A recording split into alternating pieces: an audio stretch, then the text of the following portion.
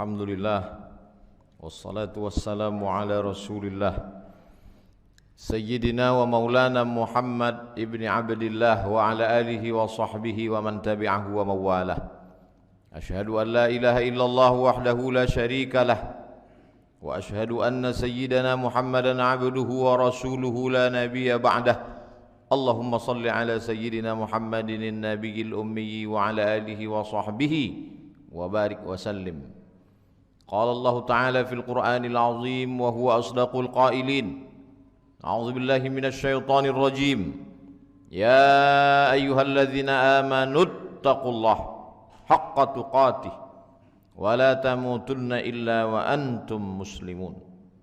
Wa qala ta'ala fi ayatin ukhra. Ya ayyuhalladzina amanu taqullaha wa qulu qawlan sadida yuslih lakum a'malakum wa yaghfir lakum dhunubakum wa man yuti'illaha wa rasulahu faqad faza fawzan 'azima.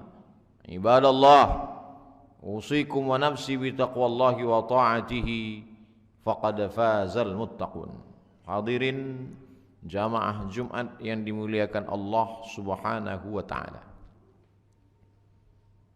Orang baik akan bahagia.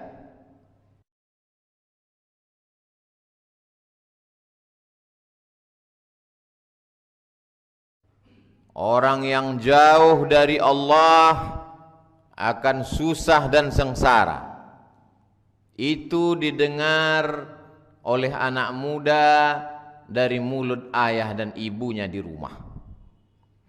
Di sekolah dia mendapat nasihat yang sama bunyinya dari mulut yang berbeda. Orang baik akan bahagia. Orang yang jauh dari Allah akan susah dan sengsara. Lalu kemudian dia pun sholat di masjid. Setelah sholat jamaah jangan keluar dulu karena akan ada kultum dari ustadz penceramah. Bunyi yang sama kembali didengar telinganya. Orang baik akan bahagia. Orang yang jauh dari Allah akan susah dan sengsara. Di rumah, di masjid, di sekolah, sama nasihatnya. Tapi begitu dia hidup dalam dunia yang nyata, fakta, peminum khamar dengan bangganya di channel YouTube menunjukkan minuman yang dia minum sambil mengendorse, mengiklan khamar, berbahagia, hidupnya indah, kendaraannya mewah, tak kurang sedikit pun. Sementara orang yang dekat dengan Allah dibuli, dicaci maki, bahkan dipenjara. Dia mulai berpikir, kalau begitu nasihat orang tuaku selama ini hoax. Kalau begitu kata-kata guru ini hanya kata-kata pemanis di bibir, tidak sesuai dengan fakta dan kenyataan. Maka anak-anak muda terbagi ke dalam dua mazhab. Mazhab yang pertama mazhab ateis, A tidak, T Tuhan, is keyakinan. Keyakinan yang mengatakan tidak ada Tuhan. Semua itu hanyalah asatirul awalin, dongeng nenek moyang zaman dulu, bahwa orang baik akan bahagia dan orang yang jauh dari Tuhan akan sengsara. Tak sesuai dengan fakta dan kenyataan. Mazhab kedua berkata, mungkin Tuhan pernah ada, tapi sekarang Tuhan sudah mati.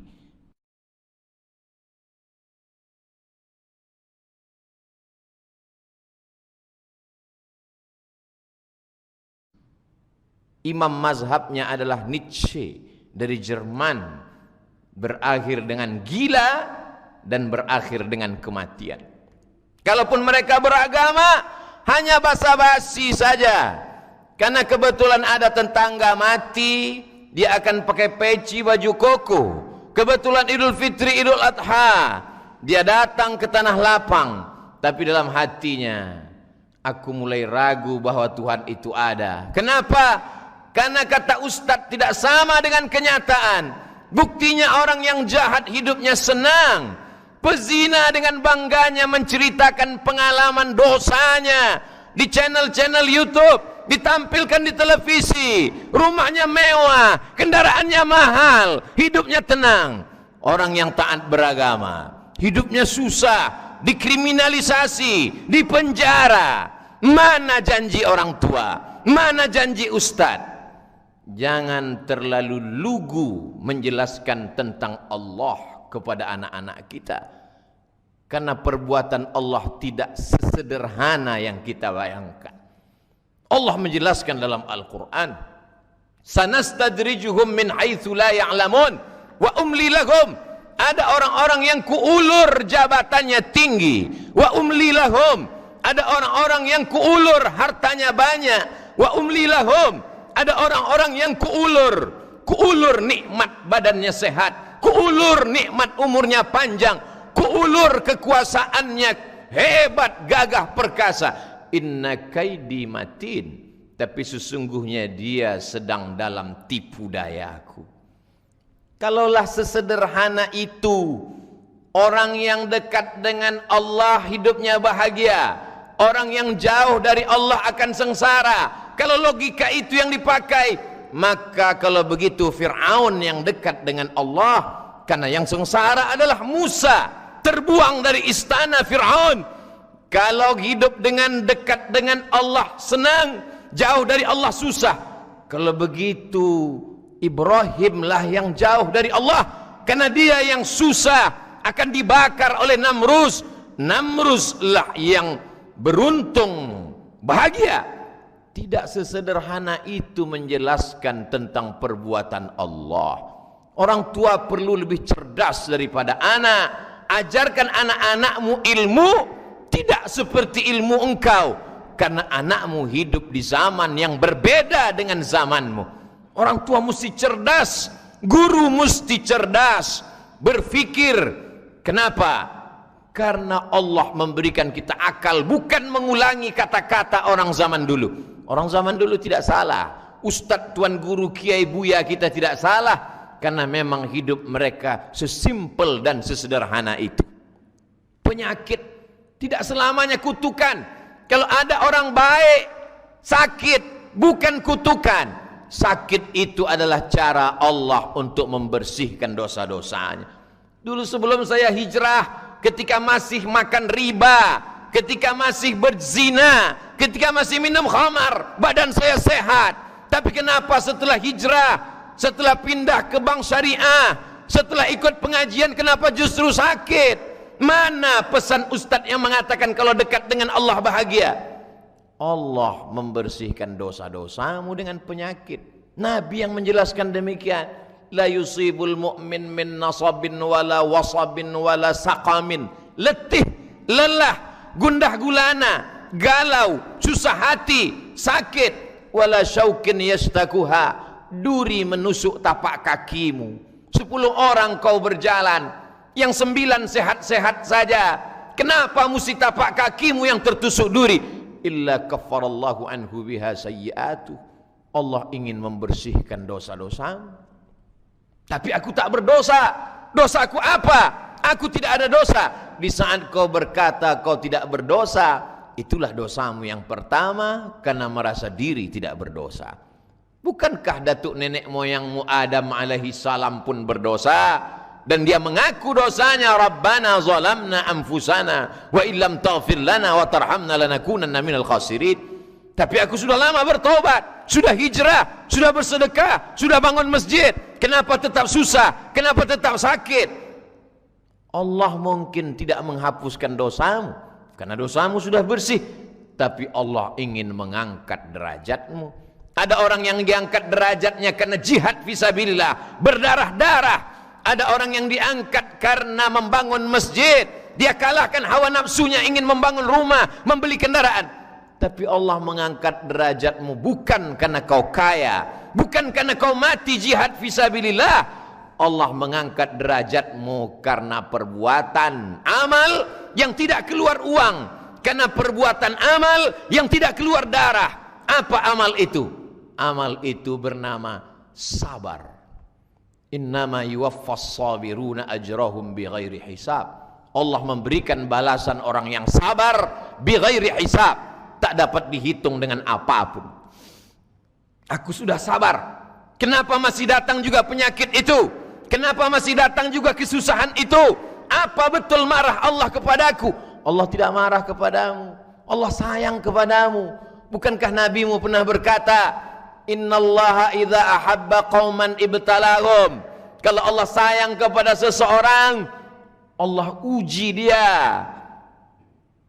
Anaknya mati, kebunnya kering kerontang, ternaknya, ontanya, lembunya, kambingnya habis semuanya. Tak cukup hanya di situ, penyakit kulit pun datang kepadanya.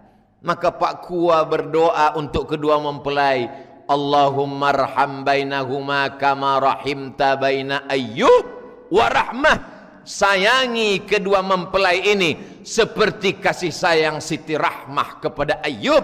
Mati anaknya, habis ternaknya, kering kerontang kebunnya, datang penyakit kulitnya. Kasih sayang rahmah tak pernah berubah kepada Ayyub. Marahkah Allah kepada Ayyub? Jauhkah Ayyub dari Allah? Tidak. Ayyub dekat kepada Allah. Kenapa ujian itu datang? Allah ingin menempatkan Ayyub di maqam, level tempat paling tinggi. Orang masuk surga, setelah dia berada di surga, Allah bertanya kepada mereka, "Madza turidun?" Hai penghuni surga, kalian mau apa? Jannatin tajri min tahtihal anhar. Taman-taman yang mengalir air-air sungai sudah kalian dapatkan. Apa yang belum dapat? Mereka menjawab, ridhaka. Ada satu yang kami belum dapat ya Allah, ridha. Ternyata orang yang masuk surga itu pun tak semuanya mendapatkan ridha Allah. Itulah mengapa ketika kita berdoa, kita tidak minta surga duluan, kita minta ridha duluan. Karena siapa yang mendapatkan ridha pasti dapat surga. Tapi orang yang minta surga belum tentu dapat ridha Allah. Maka kita diajarkan, Allahumma inna nas'aluka ridhaka wal jannah. Dan yang mendapatkan ridha Allah itu cuma satu. Siapa dia? Orang yang ridha menerima keputusan Allah subhanahu wa ta'ala. Jangan berpikir terlalu sederhana tentang keputusan-keputusan Allah. Karena tanpa kita sadari, ucapan kita itu akan menyesatkan orang lain. Mereka tidak komplain, mereka tidak marah, mereka segan mengkritik karena kita ustadz, kiai, buya dan tuan guru. Tapi dalam hatinya dia berpikir, kenapa orang yang taat, sholat, puasa, zakat, ngaji, hidupnya penuh dengan kesakitan, penderitaan. Mengapa peminum khamar, pezina, koruptor, penipu, pembohong, hidupnya tenang, perutnya kenyang? Kenapa tak ada kesusahan? Maka sesungguhnya mereka sedang diazab Allah. Azab yang lebih mengerikan daripada penyakit. Azab berbalut nikmat, istidraj namanya. Bukankah nabimu pernah berkata, innallaha la yumli lizzalim. Allah memberikan nikmat kepada orang-orang zalim. Nabi yang berkata demikian, la yumli lizzalim. Orang zalim itu dia ulur dengan nikmat.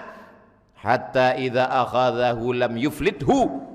Ketika Allah mengazab mereka, tak sedikit pun ada lagi kesempatan mereka untuk masuk dalam surga Allah. Karena kenikmatan sudah habis, mereka habiskan di dunia. Sebaliknya ada orang yang di dunia penuh dengan penderitaan. Hatta tamshi alal ardi makanan alaihi khati'ah.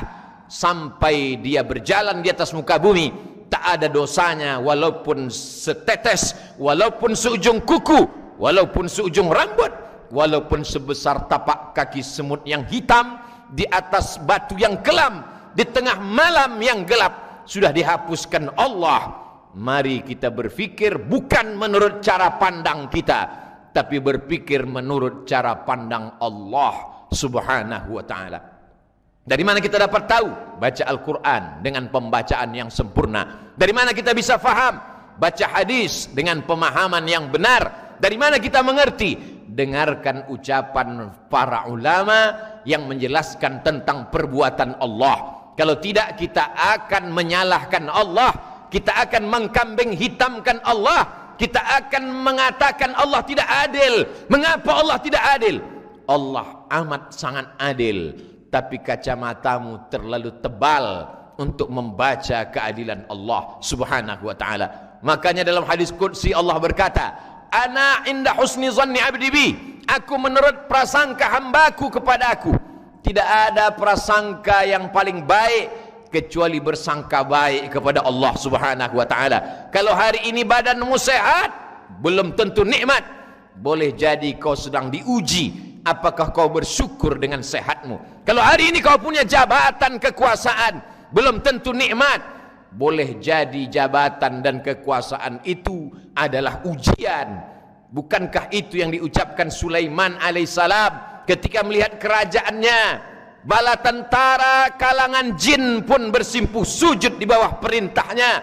Apa kata Sulaiman alaihissalam? "Hadza min fadli Rabbi." Ini karunia Allah Rabbku, liyabluwani, untuk menguji aku. Ashkur, apakah aku bersyukur, am akfur, atau aku akan kufur.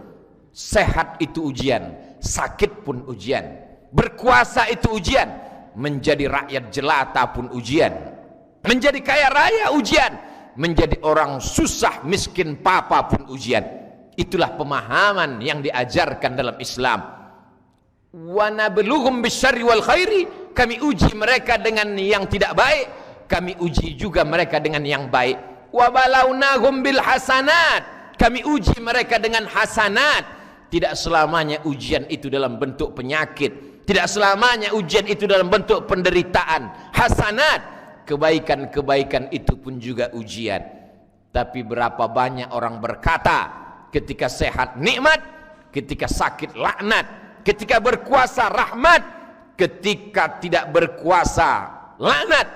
Pandangan kita sudah salah. Berawal dari pandangan yang salah, dari telinga yang salah mendengar, kemudian kita salah berpikir, setelah itu kita salah berbicara dan salah berkata.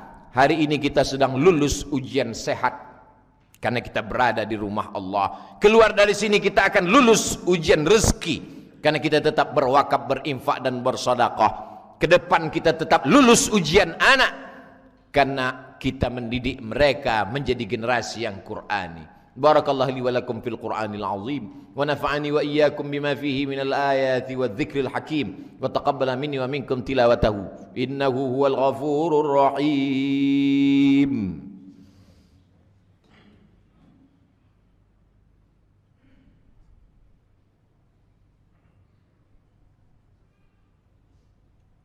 Alhamdulillahilladzi bi ni'matihi tatimmus shalihat wassalatu wassalamu ala sayyidis sadat wa ala alihi wa ashabihi ahlil fadaili wal karamat. Asyhadu an la ilaha illallah wahdahu la syarikalah wa asyhadu anna sayyidana Muhammadan abduhu wa rasuluh wa safiyyuhu min khalqihi wa khaliluh addal amanah wa ballagha risalah wa nasaha lil ummah wa tarakana 'alal mahajjatil bayda lailuha kanahariha la yazighu anha illa halik.